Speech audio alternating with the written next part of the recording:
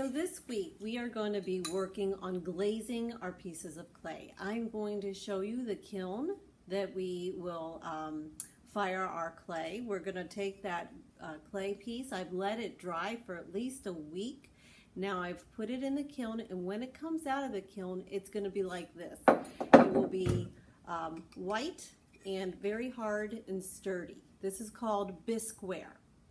We will be applying glazes to our pieces now using a brush, and then I'm going to put it back in the kiln for our glaze firing, and that's when we're going to get the color and the shininess to our pieces, and then you'll be able to take them home. Do you want to see the kiln? Come on, I got to run in right now. All right, here's the back room, my little closet full of art supplies, and this here is our kiln. It's at 1,315 degrees right now, and it will go up to almost 2,000 degrees for our firing. Just to look at a few of the tools that go in the kiln. These round things here, these are kiln shelves. That's what your clay pieces will sit upon. And then we have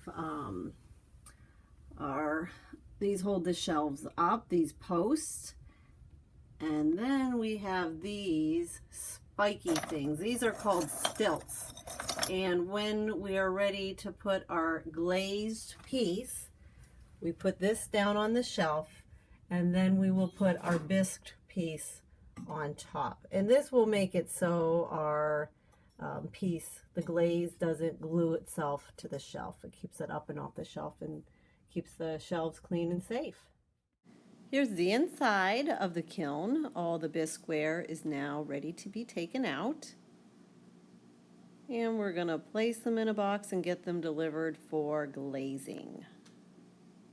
Okay, these are the glazes. We have 12 to choose from: black, brown, dark green, light green, dark blue, light blue, purple, pink, red, and orange, yellow, and white.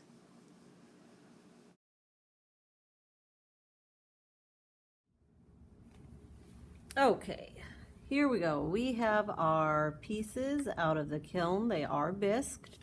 I have a tray for you with a couple kinds of brushes, a small one and a big one. Big ones are for big areas, small ones are for your little tiny details.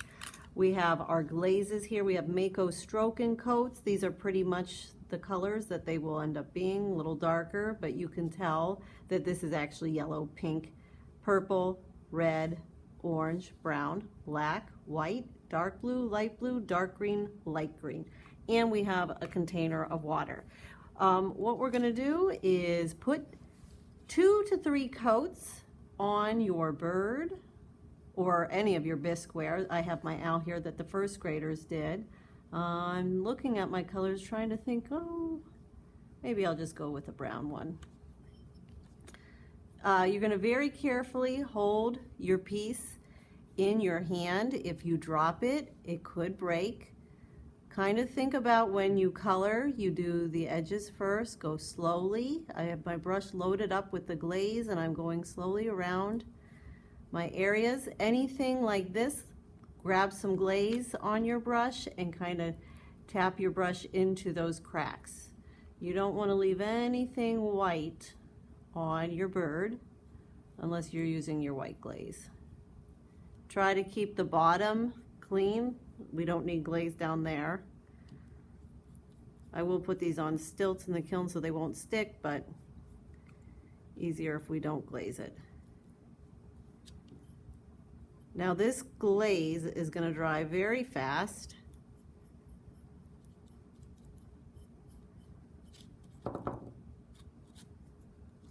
Which will make it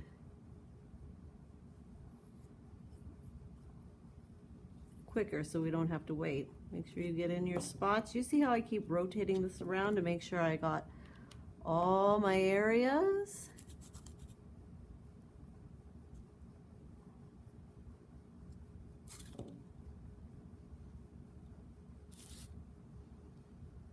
All right, now that I have one layer on, I'm going to go ahead and do the second layer. It's pretty much dry, and I can go ahead and add my second coat. if you don't add 2 to 3 coats, it will not be shiny. Oops, I missed a spot. It will be dull, and you want this to be nice, rich, and colorful. I would do 3 coats.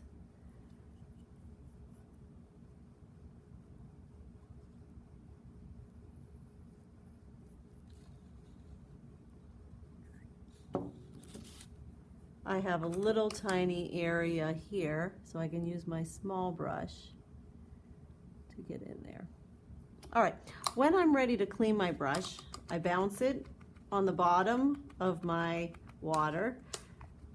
Then I'm gonna come over and dry it off on my paper towel. Usually we have a sponge, but I'm giving you paper towels.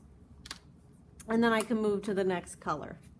If I wanna leave something white, I'm gonna have to glaze it white. So if I wanted these eyeballs white, I'd pick up my glaze and paint them, because if I don't, it will not be shiny. And I would like it shiny and it will look complete.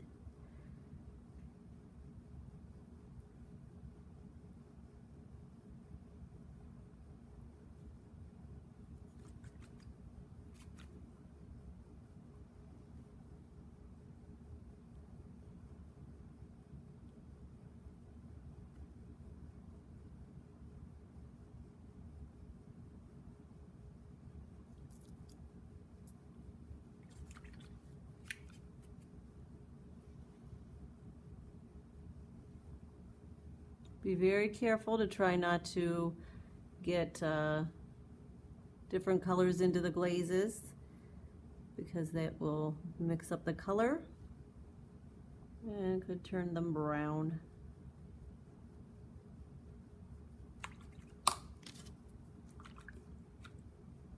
Continue to dry your brush.